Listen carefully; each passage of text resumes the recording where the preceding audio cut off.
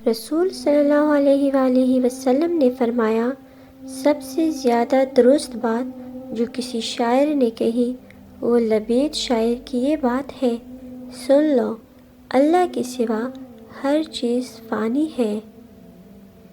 رسول صلی اللہ علیہ وآلہ وسلم نے فرمایا، اللہ تعالیٰ کو غیرت آتی ہے، اور اللہ تعالیٰ کو غیرت اس وقت آتی ہے جب بندہ مومن وہ کام کرے جسے اللہ نے حرام کیا ہے۔ رسول صلی اللہ علیہ وآلہ وسلم نے فرمایا، جس نے کسی کی زمین میں سے کچھ ناحق لے لیا تو قیامت کے دن اسے 7 زمینوں تک دھنسایا جائے گا۔ رسول صلی اللہ علیہ وآلہ وسلم نے فرمایا، 2 آنکھیں ہیں جنہیں جہنم کی آگ نہیں چھوئے گی، ایک وہ آنکھ جو اللہ کے ڈر سے روئی، اور دوسرا وہ آنکھ جو رات کے وقت اللہ کے راہ میں پہرا دیتی ہے۔ جب رسول صلی اللہ علیہ وآلہ وسلم نے حضرت معاذ کو یمن کا حاکم بنا کر بھیجا تو ارشاد فرمایا، مظلوم کی بد دعا سے ڈرتے رہنا، کیونکہ مظلوم کی فریاد اور اللہ تعالیٰ کے درمیان کوئی پردہ حائل نہیں ہے۔ جب درود پاک آپ صلی اللہ علیہ وآلہ وسلم کی محبت میں پڑھا جاتا ہے تو اللہ پاک خدا تمام کام سنوار دیتا ہے، ناممکن کو ممکن کر دیا جاتا ہے، اور تمام معاملات اللہ پاک غیب سے پورا فرما دیتا ہے۔ تو بس درود پاک کو اپنا وظیفہ بنا لے۔ جب رسول صلی اللہ علیہ وآلہ وسلم نے فرمایا، جنت الفردوس سب سے اعلیٰ ہے، اسی سے جنت کی 4 نہریں بہہ رہی ہیں، اور اس کے اوپر عرش ہے، بس جب تم اللہ سے مانگو تو جنت الفردوس مانگو۔ رسول صلی اللہ علیہ وآلہ وسلم نے فرمایا، جب تم مریض یا مرنے والے کے پاس جاؤ تو اچھی بلائی کی بات کہو، کیونکہ جو تم کہتے ہو فرشتے اس پر آمین کہتے ہیں۔ رسول صلی اللہ علیہ وآلہ وسلم نے فرمایا، راغب کے ذریعے میری مدد کی گئی اور مجھے جامع کلمات عنایت کیے گئے ہیں۔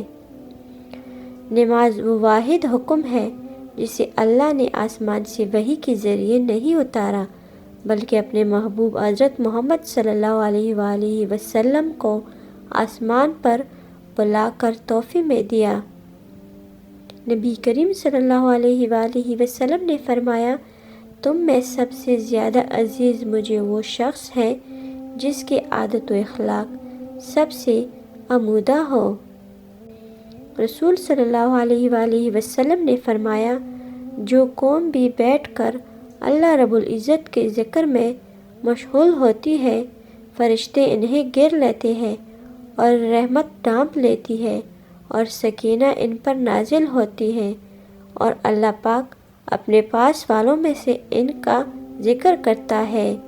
رسول صلی اللہ علیہ وآلہ وسلم نے فرمایا، وہ آدمی میرے امت میں سے نہیں ہے جو ہمارے بڑوں کی تعظیم نہیں کرتا، چھوٹوں پر رحم نہیں کرتا اور ہمارے اہل علم کا حق نہیں پہنچاتا۔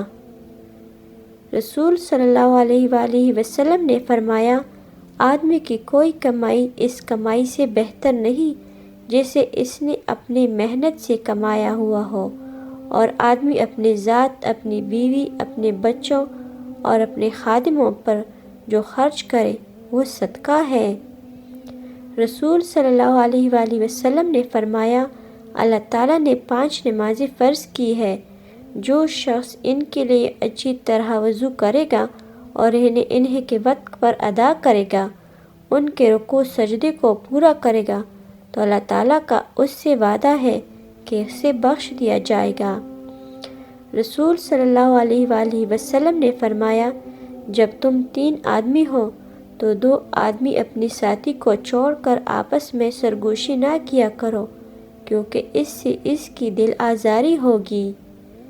رسول صلی اللہ علیہ وآلہ وسلم نے فرمایا، نرمی جس چیز میں بھی ہوتی ہے اس کو زینت بخش دیتی ہے، اور جس چیز سے بھی نرمی نکال دی جاتی ہے اسے بدصورت کر دیتی ہے۔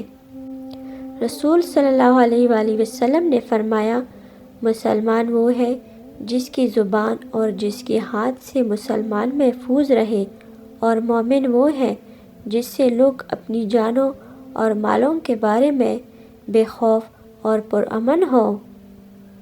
رسول صلی اللہ علیہ وآلہ وسلم نے فرمایا، اللہ تعالیٰ نے میری امت کے دلوں میں پیدا ہونے والے وسوسوں کو معاف کر دیا ہے جب تک کہ وہ انہیں عمل یا زبان پر نہ لائے۔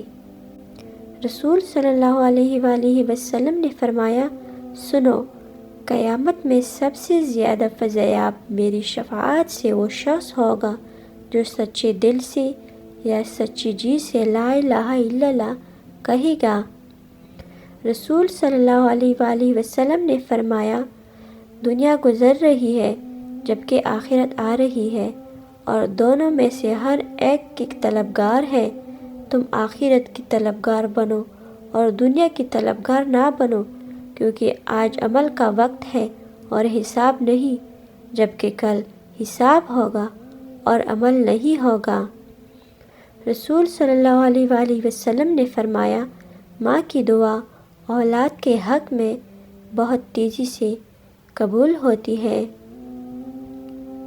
رسول صلی اللہ علیہ وآلہ وسلم نے ارشاد فرمایا، اپنے تعارف پسند کرنا آدمی کو اندھا و بہرا کر دیتا ہے۔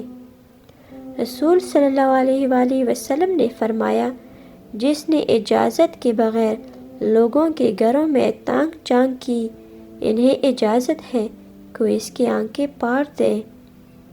رسول صلی اللہ علیہ وآلہ وسلم نے فرمایا، کیا تم میں سے کوئی رات میں تہائی قرآن پڑھنے سے عاجز ہے؟